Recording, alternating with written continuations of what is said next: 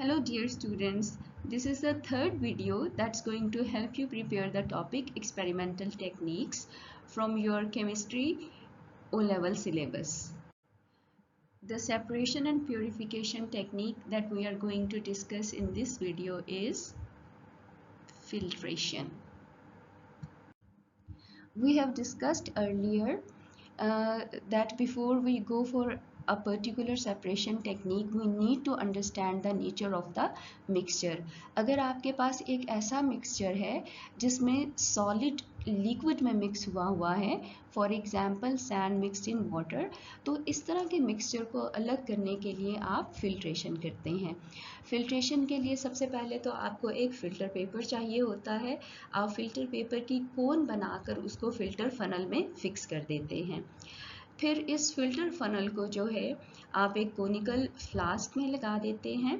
Conical flask की जगह beaker भी यूज़ किया जा सकता है, लेकिन बीकर में फ़नल को फिक्स करना मुश्किल होता है, तो उसके लिए फिर आपको एक स्टैंड लगाना पड़ता है जो कि फिर फ़िल्टर फनल को सपोर्ट करता है।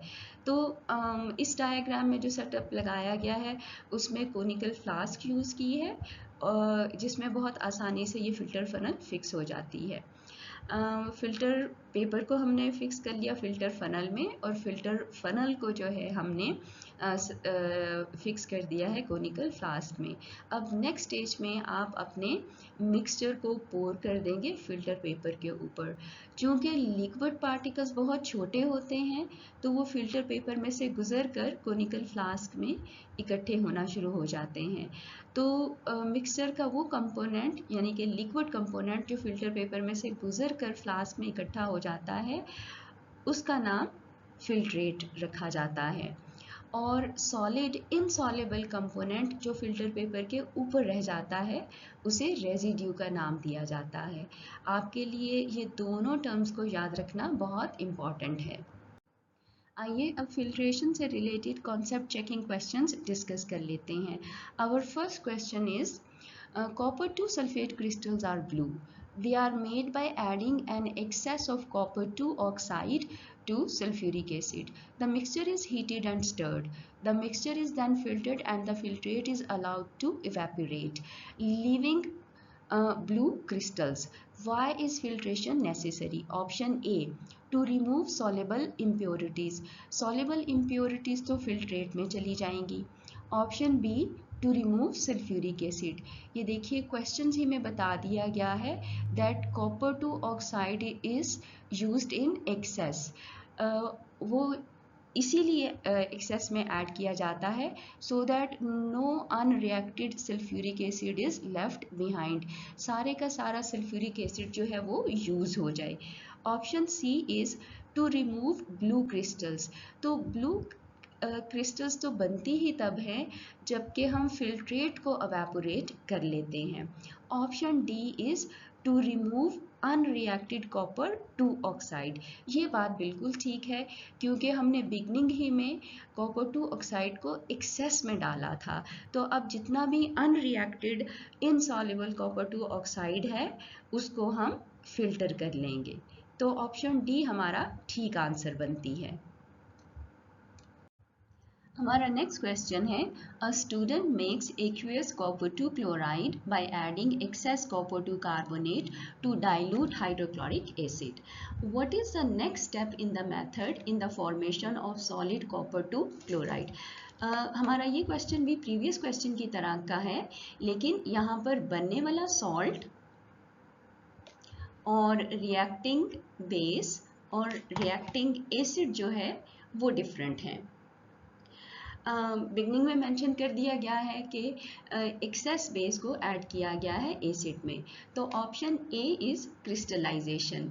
तो क्रिस्टलाइजेशन वाला स्टेप जो है वो तो फिल्ट्रेट की एवेपोरेशन के बाद किया जाता है, तो ये ऑप्शन हमारा आंसर नहीं है। बी में कहा गया है evaporation.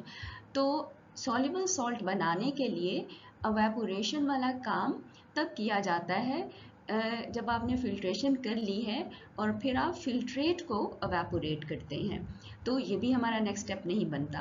Option C is filtration.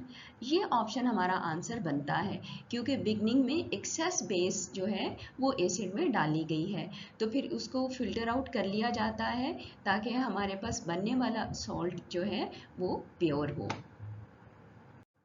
हमारा नेक्स्ट क्वेश्चन है, fermentation of sugar produces a mixture of ethanol solution and solid yeast.